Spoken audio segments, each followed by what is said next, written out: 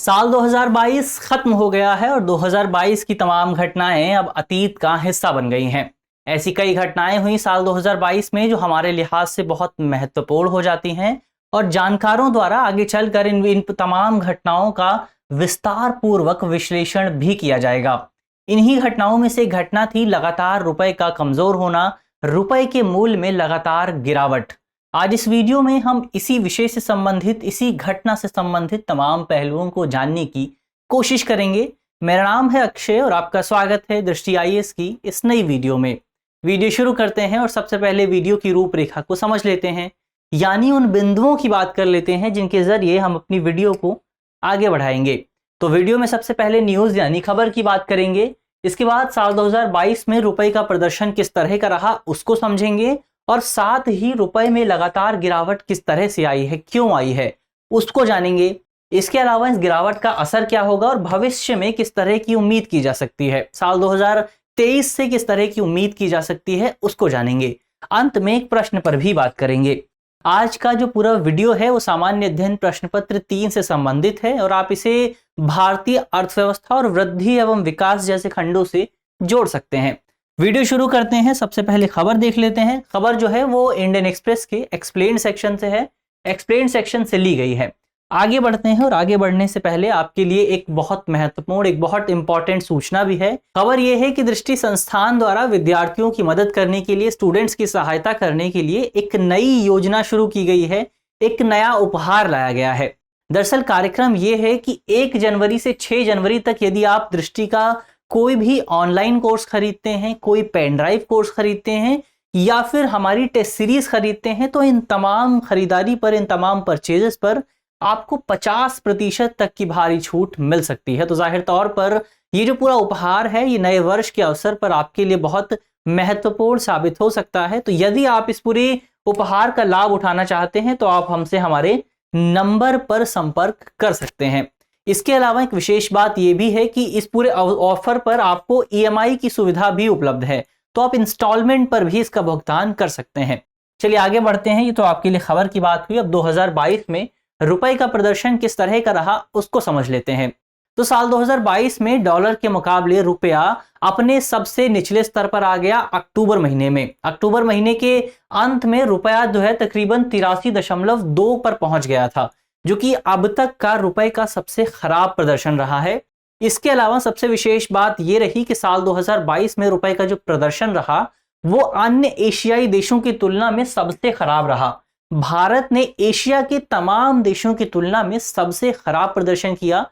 यदि हम भारत की तुलना चीन से करेंगे, फिलीपींस से करेंगे और इंडोनेशिया से करेंगे तो इन देशों में इनकी जो करेंसी थी उनकी करेंसी में मात्र 9% की गिरावट देखने को मिली, जबकि इसी समान अवधि में, इसी अवधि में साल 2022 में ही भारत के रुपए में तकरीबन 10 से 11% की गिरावट देखने को मिली। यानी जाहिर तौर पर भारत के रुपए के लिहाज से बहुत गंभीर स्थिति बनी हुई है।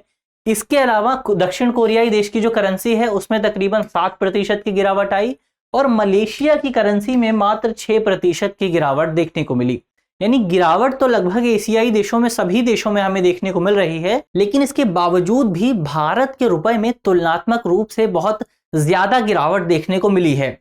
इसके अलावा भारतीय रिजर्व बैंक ने भी रुपए की इस गिरावट को रोकने के लिए बहुत ज्यादा प्रयास किए हैं और इन्हीं प्रयासों का परिणाम है कि साल 2022 में भारत के विदेशी मुद्रा भंडार में तकरीबन $70 बिलियन की कमी देखने को मिली है। साल 2022 का जब अंत हुआ तो दिसंबर महीने में भारत का विदेशी मुद्रा भंडार तकरीबन $562.81 बिलियन पर मौजूद था।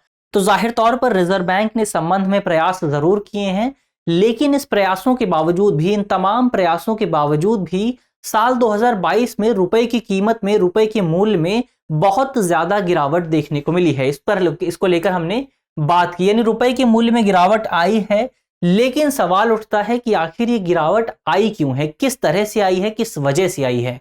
उस वजह को जानने की कोशिश करें तो इस कहानी की शुरुआत होती है फरवरी 2022 में, जब रूस यूक्रेन पर हमला कर देता है।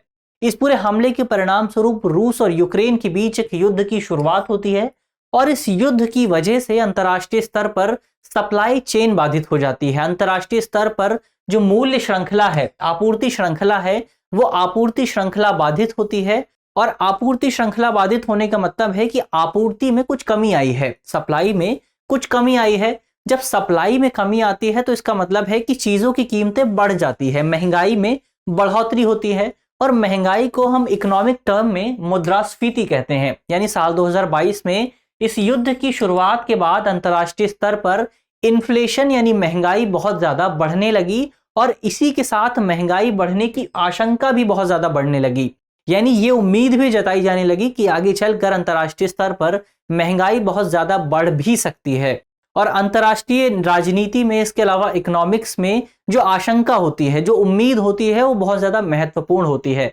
उसको लेकर कई थ्योरीज बनाई जाती हैं। तो जाहिर तौर पर ये महंगाई की जो उम्मीद थी, जो आशंका थी, वो भी बहुत ज्यादा गंभीर थी। अब जब आपूर्ति श्रृंखला बाधित हुई, अंतर्राष्ट्रीय स्तर पर महंगाई बढ़ने लगी, तो इन तमाम स्थितियों को देखते हुए जब अमेरिका में भी महंगाई आसमान छूने लगी, तो अमेरिकी फेडरल रिजर्व बैंक, अमेरिकी फेडरल रिजर्व ने, जो कि वहां का केंद्रीय बैंक है, इसने हॉकिश मौद्रिक नीति अपनाई, यानी हॉकिश मॉनेटरी पॉलिसी अपनाई। और इस पॉलिसी के तहत इसने अपनी मौद्रिक नीति को बहुत ज्यादा टाइट कर दिया, बहुत सख्त कर दिया। और इस नीति के हिस्से के तौर पर फेडरल रिजर्व बैंक ने अपनी ब्याज दरों में भी बहुत ज्यादा बढ़ोतरी कर दी। अब जब अमेरिकी बैंक ने, अमेरिकी केंद्रीय बैंक ने ब्याज दरों में बढ़ोतरी की, तो इसका परिणाम यह हुआ कि जो तमाम अन्य यूरोपीय बैंक थे, जो विकसित देशों के सेंट्रल बैंक से, उन्होंने भी अपनी ब्याज दरों में बढ़ोतरी करनी शुरू कर दी। अब जब इन विकसित देशों के बैंकों की ब्याज दरों में बढ़ोतरी हुई, तो इसकी वजह से अंतर्राष्ट्रीय स्तर पर जो इन्वेस्टर्स थे, जो निवेशक थे, उन्होंने विकासशील देशों से अपना पैसा निकाल कर इन विकसित देशों में अपना पैसा लगाना शुरू कर दिया। इसकी वजह से अमेरिका में इन्होंने निवेश करना शुरू कर दिया। क्यों कर दिया? अब आप खुद ही सोचिए कि आपके पास दो बैंकों के विकल्प मौजूद हैं अपना पैसा जमा करने के लिए। तो जाहिर तौर पर आप उस बैंक में अपना पैसा जमा करेंगे जो आपको ज्यादा रिटर्न देगा, जो ज्यादा इंटरेस्ट रेट देगा। और यही कुछ निवेशकों के साथ भी हुआ, क्योंकि अमेरिकी बैंकों द्वारा, यूरोपीय बैंकों द्वारा अपने इंटरेस्ट रेट में बढ़ोतरी की गई। तो इसकी वजह से निवेशकों ने गरीब देशों से अपना पैसा निकालकर, विकासशील देशों से अपना पैसा निकालकर इन विकसित देशों में लगाना शुरू कर दिया। और इसी का परिणाम रहा कि साल 2022 में भारतीय बाजार से, भारतीय इक्विटी बाजार से विदेशी निवेशकों ने तकरीबन 1.2 लाख करोड़ रुपए बाहर निकाल लिए। इसके अलावा भारतीय ऋण बाजार से, डेट मार्केट से तकरीबन 17,000 करोड़ रुपए बाहर निकाले गए। तो जाहिर तौर पर भारत में कैपिटल आउटफ्लो बहुत ज्यादा देखने को मिला। अब जब कैपिटल आउटफ्लो हुआ तो इसका जो असर था वो भारतीय रुपए पर देखने को मिला, और भारतीय रुपया और ज्यादा कमजोर होने लगा। अब जब भारतीय रुपया कमजोर होने लगा तो इसका एक डोमिनो इफेक्ट भी देखने को मिला। डोमिनो इफेक्ट हुआ हमारे ट्रेड डेफिसिट पर। हमारा जो व्यापार घाटा था, वो व्यापार घाटा भी तेजी से बढ़ने लगा। अब जब व्यापार घाटा बढ़ने लगा, यानी व्यापार घाटा बढ़ने का मतलब है कि भारत को महंगे दामों पर अंतर्राष्ट्रीय बाजार से चीजें खरीदनी पड़ रही थी, तो भारत को ज्यादा कीमत चुकानी पड़ रही थी। और जब ज्यादा कीमत चुकानी पड़ रही थी तो इसकी वजह से भी, इसका प्रभाव भी भारतीय रुपये पर पड़ा, और भारतीय रुपया अंततः बहुत ज्यादा कमजोर हो गया और अपने सबसे निचले स्तर पर पहुंच गया। यही वजह है कि साल 2022 में हमें रुपए की कीमत में तकरीबन 10 से 11% की गिरावट देखने को मिली। तो ये तो रुपए की कीमत में कमी क्यों आई है, उन कारणों पर बात हुई। लेकिन अब यहां पर एक सवाल ये उठता है कि हम और आप ये पूछ सकते हैं कि रुपए के इतना कमजोर होने से आखिर मुझ पर क्या असर पड़ेगा, मुझे इससे क्या लेना देना। तो रुपए का कमजोर होना न केवल किसी देश की अर्थव्यवस्था को प्रभावित करता है, बल्कि रुपए का कमजोर होना वहां के आम नागरिकों के लिए भी बहुत ज्यादा खतरनाक माना जाता है। कैसे होता है ये? तो इसके लिए हमें पहले रुपए के कमजोर होने का मतलब समझना होगा। रुपए के कमजोर होने का मतलब है कि डॉलर के मुकाबले रुपए के मूल्य में कुछ कमी देखने को मिली है। अब जब रुपए के मूल्य में कुछ कमी आती है तो इसका मतलब ये होता है कि जो किसी देश की जो सरकार है, या वहां की कंपनियां, या वहां के जो आम नागरिक हैं, उन आम नागरिकों को बहुत ज्यादा भुगतान करना पड़ता है। $1 खरीदने के लिए अब ज्यादा भुगतान करना पड़ेगा, ज्यादा रुपए देने पड़ेंगे। इसका मतलब यह होगा कि हमारे देश में आयात आधारित मुद्रास्फीति बढ़ जाएगी। इसको हम इस लिहाज से समझ सकते हैं कि मान लीजिए पहले अंतर्राष्ट्रीय स्तर पर एक पेन की कीमत $1 थी, और $1 का जो मूल्य था वो 50 रुपए था। अब $1 का मूल्य बढ़कर 60 रुपए हो जाता है, 70 रुपए हो जाता है। तो अब हमें वही पेन खरीदने के लिए जिसका मूल्य $1 था अंतर्राष्ट्रीय बाजार में, अब 70 रुपए चुकाने पड़ रहे हैं। यानी जाहिर तौर पर अब ज्यादा भुगतान करना पड़ रहा है। और ज्यादा भुगतान करने का मतलब ये है कि हमारी आयात आधारित जो मुद्रास्फीति है वो बहुत महंगी हो गई है, बहुत ज्यादा बढ़ गई है। और आयात आधारित मुद्रास्फीति बढ़ने से ये होता है कि वस्तुओं और सेवाओं का आयात महंगा हो जाता है, उन्हें हमारे देश में लाना बहुत ज्यादा कॉस्टली हो जाता है। और आयात महंगा होने से ये होता है कि इसकी वजह से घरेलू बाजार पर भी प्रभाव पड़ता है, हमारा जो डोमेस्टिक मार्केट है वो भी इफेक्ट होता है। कैसे होता है इसको हम एक उदाहरण से समझ सकते हैं। हम जानते हैं कि भारत में तेल बहुत ज्यादा उपभोग किया जाता है, ऑयल बहुत ज्यादा यूज किया जाता है। अंतर्राष्ट्रीय स्तर पर भारत तीसरा सबसे बड़ा तेल उपभोक्ता है, थर्ड सबसे बड़ा तेल कंज्यूमर है। भारत में अपनी आवश्यकता का तकरीबन 80% हिस्सा अंतर्राष्ट्रीय स्तर पर कच्चे तेल का आयात किया जाता है। अब अंतर्राष्ट्रीय स्तर पर रूस और यूक्रेन के युद्ध की वजह से जब कीमतें बढ़ने लगी तो तेल की कीमतें भी बढ़ी, और जब तेल की कीमतें बढ़ी तो इसकी वजह से भारत का आयात बिल बढ़ गया, भारत का जो इंपोर्ट कॉस्ट था उसमें बढ़ोतरी हुई। क्योंकि तेल की कीमतें बढ़ गई थी तो भारत को ज्यादा दाम पर तेल खरीदना पड़ रहा था। और जब भारत को ज्यादा दाम पर तेल खरीदना पड़ेगा तो इसका मतलब ये होगा कि भारत में घरेलू स्तर पर भी महंगाई बढ़ जाएगी। क्यों? क्योंकि अब परिवहन लागत भी बढ़ जाएगी, ट्रांसपोर्टेशन कॉस्ट बढ़ जाएगा, क्योंकि ट्रांसपोर्ट करने के लिए हमें ऑयल की जरूरत पड़ती है। तो जब ऑयल की कीमतें बढ़ी तो इसकी वजह से ट्रांसपोर्टेशन कॉस्ट बढ़ा, और ट्रांसपोर्टेशन कॉस्ट बढ़ने से अंततः जो अंतिम वस्तुएं होती हैं जिनका उपभोग किया जाता है उनकी कीमत भी बढ़ जाती है। तो इसकी वजह से भारत में समग्र तौर पर महंगाई में बढ़ोतरी हो जाती है।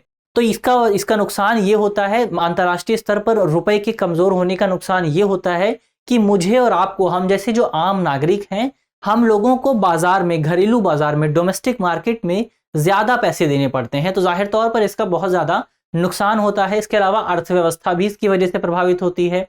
लेकिन इसका एक सकारात्मक पहलू भी है, एक पॉजिटिव साइड भी है। पॉजिटिव साइड ये है कि रुपए के कमजोर होने से किसी देश का निर्यात बढ़ जाता है, यानी एक्सपोर्ट बढ़ जाता है। इसका मतलब ये हुआ कि क्योंकि अब अंतर्राष्ट्रीय स्तर पर रुपया कमजोर हो गया है तो विदेशी निवेशक अब समान मूल्य से, समान डॉलर की राशि से ज्यादा भारतीय रुपयों के मामले में ज्यादा चीजें खरीद सकते हैं। और जब विदेशी निवेशक ज्यादा चीजें खरीदेंगे तो उनकी वजह से हमारा निर्यात बढ़ जाएगा, और निर्यात बढ़ने से भारत की अर्थव्यवस्था को कुछ हद तक फायदा जरूर होता है। तो ये तो कमजोर होने का असर क्या हो सकता है उस पर बात हुई। अब अंत में भविष्य के लिए किस तरह की उम्मीद की जा सकती है, उस उम्मीद को समझने की कोशिश करते हैं, आगे की राह पर बात करते हैं। तो साल 2023 की शुरुआत हुई है, एक नया साल है, तो स्पष्ट तौर पर भारतीय रुपये के लिए भी कुछ बेहतरी की उम्मीद जरूर की जा सकती है। कई जानकारों ने इस संबंध में ये बताया है कि अमेरिकी फेडरल रिजर्व बैंक द्वारा जो ब्याज दरों में लगातार बढ़ोतरी की जा रही थी, बहुत तीव्रता से जो बढ़ोतरी हो रही थी, उस तीव्रता में कुछ हद तक कमी जरूर देखने को मिल सकती है। यानी जब फेडरल रिजर्व बैंक अपनी ब्याज दरों की बढ़ोतरी की जो तीव्रता है उसमें कुछ कमी करेगा तो जाहिर तौर पर भारतीय बाजार में निवेश और ज्यादा बढ़ सकता है। इसके अलावा एक महत्वपूर्ण बात यह भी रही है कि अभी तक वैश्विक निवेशकों का भारतीय बाजार से भरोसा नहीं उठा है, और वो भरोसा अभी भी बरकरार है।